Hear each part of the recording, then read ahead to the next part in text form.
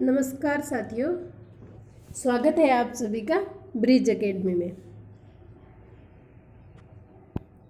आपने अभी तक इस चैनल को सब्सक्राइब नहीं किया है तो आप प्लीज़ इस लाल कलर के बटन को सब्सक्राइब कीजिए एंड पास में जो बेल आइकन का निशान आ रहा है आप उस पर भी क्लिक कीजिए और ऑल पर भी क्लिक कीजिए।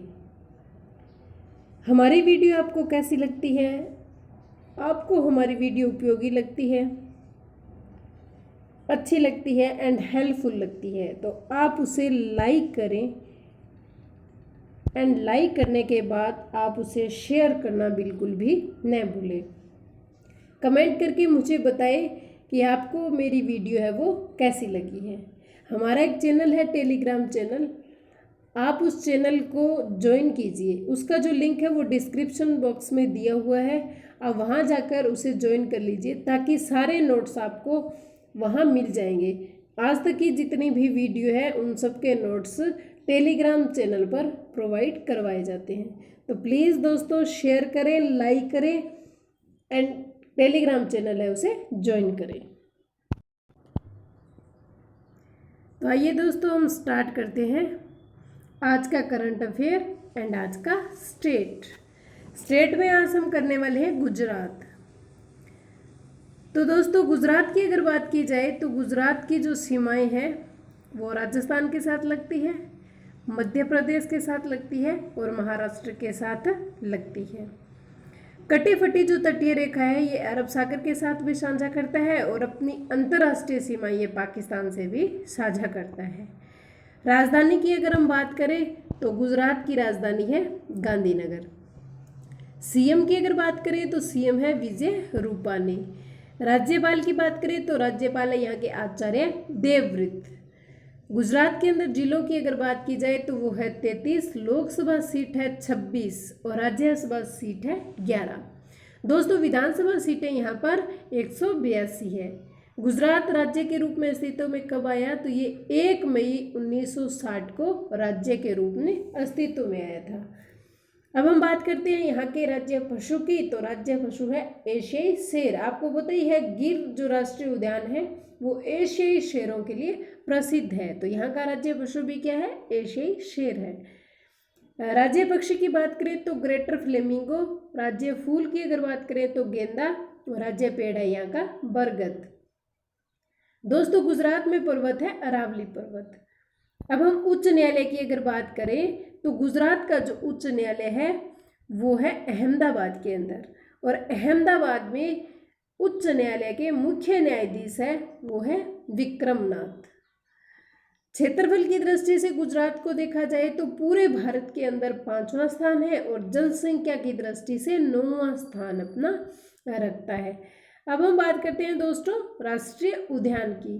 तो गुजरात के अंदर जो राष्ट्रीय उद्यान है वो गिर राष्ट्रीय उद्यान है, ब्लैक बक राष्ट्रीय उद्यान है, कच्छ की खाड़ी राष्ट्रीय उद्यान है, मरीन राष्ट्रीय उद्यान है और वंशधा राष्ट्रीय उद्यान है। दोस्तों अब हम बात करते हैं यहाँ के नदियों की। नदियों की बात करें तो यहाँ नर्मदा नदी है, साबरमती नदी है, तापी नदी है, माही है, दमन है और गंगा यहाँ की प्रमुख नदियाँ हैं। अब हम बात करते हैं बहुउद्देशीय नदी घाटी परियोजना की। तो बहुउद्देशीय नदी घाटी परियोजना में काकरापार, नर्मदा सागर, पनम और उकाई ये यहाँ की प्रमुख नदी सागर परियोजनाएं हैं, नदी घाटी परियोजनाएं हैं। सर्वोच्च चोटी की अगर बात की जाए तो सर्वोच्च चोटी है यहाँ की गिरनार। चोटी का नाम है गिरनार। ऊंचाई है 1069 मीटर। भाषा की अगर बात की जाए तो दोस्तों यहाँ की जो भाषा है वो है गुजराती। त्योहारों की अगर बात की जाए तो अंतर्राष्ट्रीय पतंग उत्सव और यहाँ रण उत्सव है और नवरात्रि मनाए जाते हैं।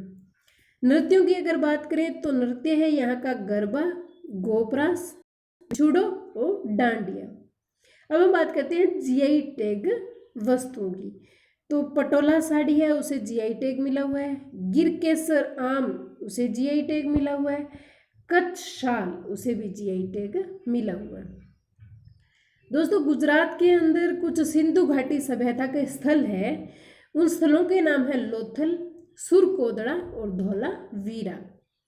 यहाँ पर एक रानी की वाव है, वो 7 मंजिला है और विश्व विरासत सूची 2014 में इसे शामिल किया गया है। अब हम बात करते हैं मोटेरा स्टेडियम की। मोटेरा स्टेडियम है, वहाँ पर नमस्ते ट्रम्प है उसका आयोजन किया गया था और उसके लिए वो बहुत ज़्यादा प्रसिद्ध रहा था। आगे हम बात करते हैं स्टैचू ऑफ यूनिटी की। स्टैचू ऑफ यूनिटी 31 अक्टूबर 2013 को इसकी नींव रखी गई थी। इसकी ऊंचाई की अगर बात करें तो 182 मीटर इसकी ऊंचाई है। 31 अक्टूबर 2018 को इसका उद्घाटन किया गया था पीएम मोदी के द्वारा। तो दोस्तों ये था हमारा आज का गुजरात स्टेट। अब हम इसकी मैप में बात कर लेते हैं कि गुजरात स्टेट है उसकी जो सीमा है वो किस किस के साथ लगती है। तो दोस्तों मैप के अंदर देखते हैं, बिल्कुल भारत के पश्चिम दिशा में स्थित राज्य है वो है गुजरात। गुजरात के उत्तर और पश्चिम में सीमा लगती है राजस्थान की, पश्चिम में सीमा लगती है मध्य प्रदेश की और पश्चिम दक्षिण में सीमा लगती है महाराष्ट्र की। इधर ही अपनी सीमाएं साझा करता है पाकिस्तान के साथ, यानी कि गुजरात है वो अपनी अंतर्राष्ट्रीय सीमा है वो पाकिस्तान के साथ शेयर करता है। तो आज हम बात करते हैं आज के करंट अफेयर की। तो आज करंट अफेयर हम 20 मई का स्टार्ट करते हैं। तो दोस्तों पहला ही क्वेश्चन है कि हाल ही में गिफी का अधिग्रहण किसने किया है? तो ये किया है फेसबुक ने। फेसबुक ने भी एक कंसर्ट लॉन्च किया था आई फॉर इंडिया। ये किसके लिए था?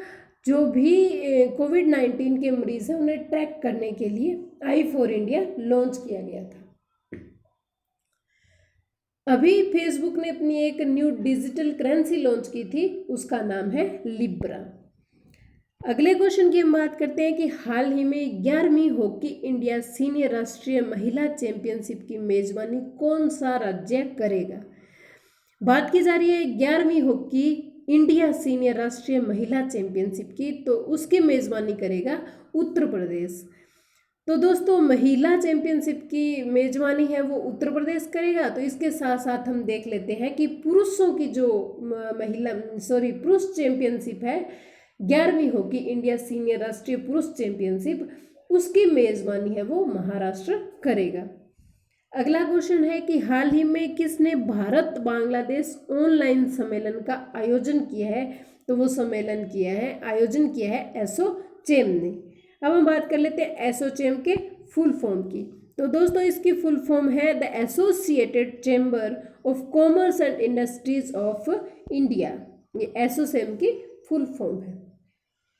अगले क्वेश्चन की हम बात करते हैं, हाल ही में सरकार द्वारा 2019-20 के खाद्यान्न उत्पादन का अग्रिम अनुमान जारी किया गया है। एक वर्ष पूर्व 2018-19 में कुल खाद्यान्न उत्पादन कितना हुआ था?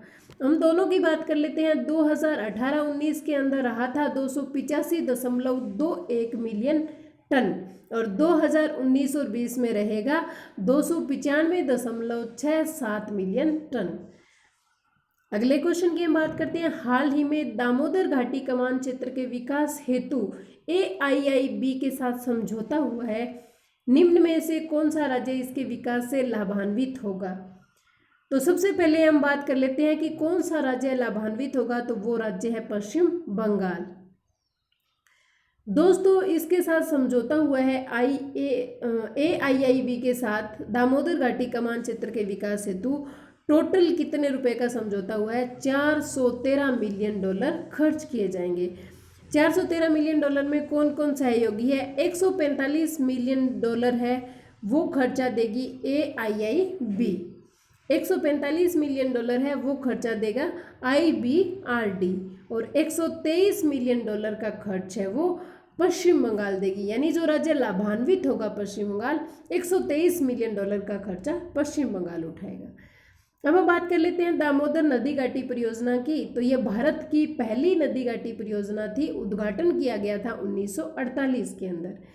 दोस्तों ये अमेरिका की टेनेसी वैली नदी पर आधारित है। ये क्वेश्चन बहुत बार IAS और RAS के एग्जाम में पूछा गया है कि भारत की जो दामोदर नदी घाटी परियोजना है वो किस पर आधारित है? तो अमेरिका की टेनेसी वैली नदी पर आधारित है। अब हम बात कर लेते हैं AIIB की।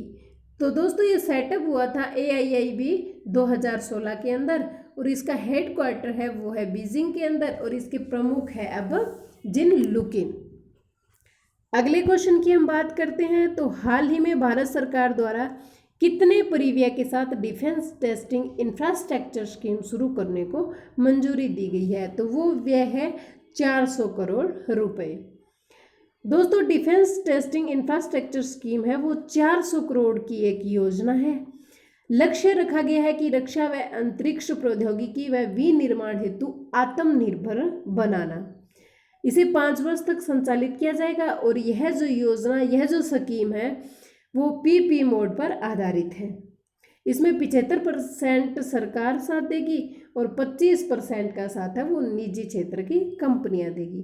तो ये स्कीम स्टार्ट की गई है 400 करोड़ रुपए की। अगला क्वेश्चन है कि हाल ही में MK4 श्रेणी के INLCU L57 पोत को कमीशन किया गया है। यह MK4 श्रेणी का कौन सा पोत है? तो यह MK4 श्रेणी का 7वां पोत है। निर्माण किया गया था garden rich ship builders engineering institute के द्वारा, जो कोलकाता के अंदर है।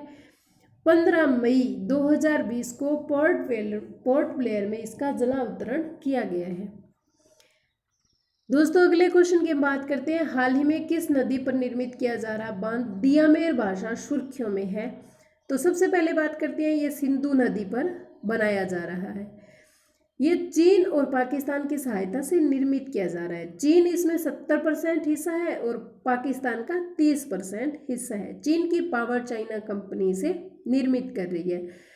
ये चर्चा में इसलिए है कि यह भारत की सीमा में बन रहा है। गिलगित बाल्टिस्तान जो स्थान है वो दोस्तों भारत का स्थान है, लेकिन चीन उस पर अपना दावा जताता है।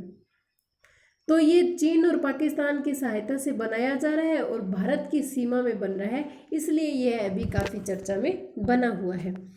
अगले क्वेश्चन की हम बात करते हैं। हाल ही में किस बीमारी की दवा के वितरण के लिए JNCXR के वैज्ञानिकों ने सिल्क फाइब्रोन आधारित हाइड्रोजोल विकसित किए हैं? तो वह बीमारी है मधुमेह, यानी डायबिटीज रोग के लिए किया जा रहा है।